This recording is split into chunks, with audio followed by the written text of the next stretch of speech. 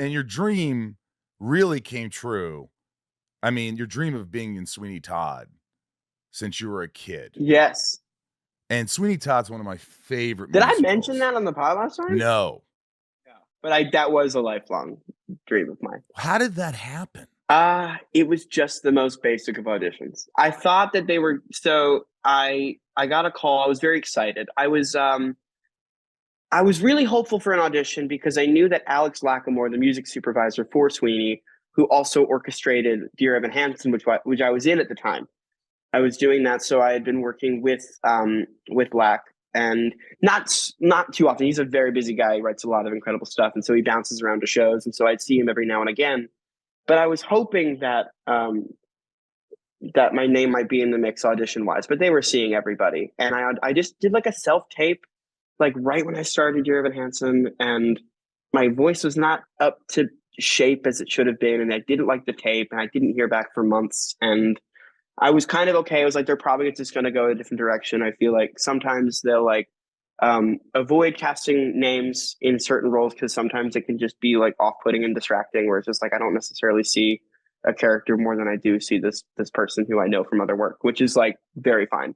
And so I was like kind of just settling into that. And then months later, they wanted a work session in person. And I was like, oh, now I got to really start making sure that this is really thought out, because this is like the dream. I got to put everything I have into it to like, just to, even if I don't get it, just to be in the room with a group of people I love so much. Were you nervous? Were you really nervous? Oh, yeah, that was probably the most nervous I had been for an audition in a long time, because the material's very hard musically. It's sometimes always just it's gonna kick your ass no matter what you're doing. Before you workshop, did you workshop?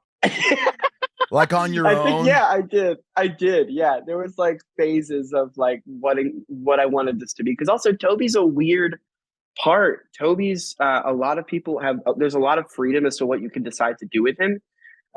He can be like 12 years old, but he can also be like 30, and it's kind of ridiculous, but it's true. And like a lot of times, because I'm kind of in that like middle ground of like, am I going to play him as a kid, or am I going to play him as quite a damaged adult individual? And I think like I wanted to find more of the gray area there. I wanted kind of the people on stage and in the audience not to quite know what was up, just for it to kind of lie in that like uncanny valley type of situation. And so that's kind of where I wanted it to be. What did you sing? What did you sing? So they had me sing, of course, Not While I'm Around, which is like a very classic song that he sings with Mrs. Lovett towards the end of the show. It's very heartfelt.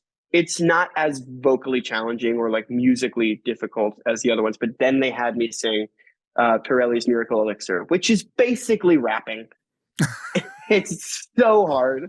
And It was always the most nervous thing. And thankfully, it's in the beginning of the show.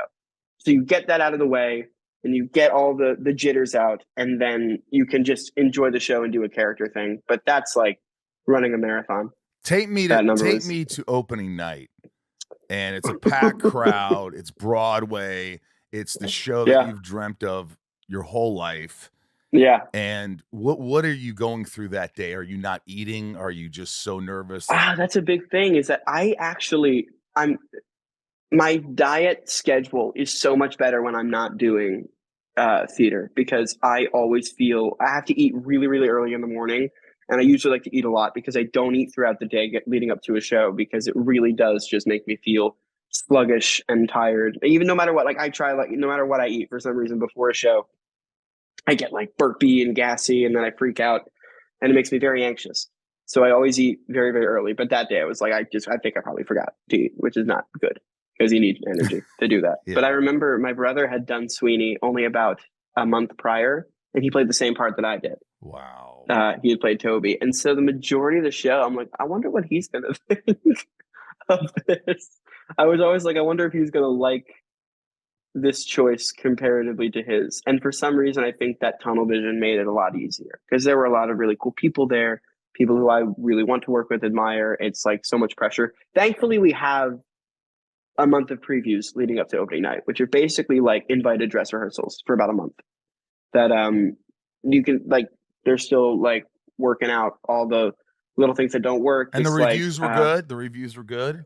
The reviews were good, which I was very, very excited about. I think everyone's always nervous, but the show kind of speaks for itself. And I think that was kind of the point of the production. As large as it is, as big of a cast, which hadn't been done in a while, a big trend had come around that Sweeney was quite a small show. Like in a lot of the productions that had been on Broadway, that were on Broadway prior, there was one that they called Sweeney Todd because it was really small. It's in the circle in the square.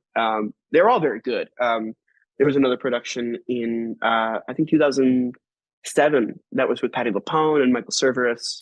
My friend Manuel Feliciano, who is in Dear Evan Hansen with me, he was Toby, and they're all very small productions. So I think that like people were like refreshed with the scale that we brought it back to, that it had originally thrived in. So I think it's a show that like people will like. It's one of Sondheim's best. How many shows did you do in total? So I did the show for 7 months, and we had 7 shows a week. Oh, how hard is that? It was quite a few. And I mean, there were periods where I wasn't able to, I had COVID twice during the run, which was pretty crappy. So I would have to be off for like a week for those 2 things. And then there'd be days here and there where I just like didn't feel vocally good or physically good to go on that night. Thankfully, the incredible covers in the show are just spectacular, and have been doing it for a while now as new people have cycled in. Right.